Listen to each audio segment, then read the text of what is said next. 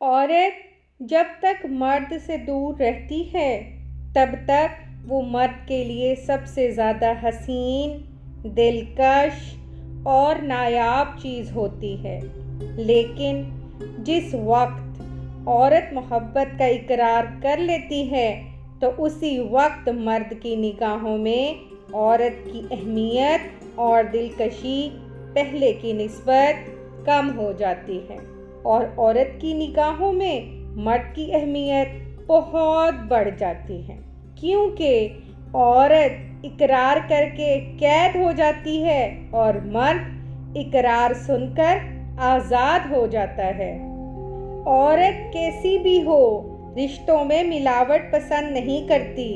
وہ جس سے بھی پیار کر لے اس کی حرکات پر نظر رکھتی ہے، اپنے ہونے کا احساس دلاتی ہے، مگر شراکت کبھی برداشت نہیں کرتی۔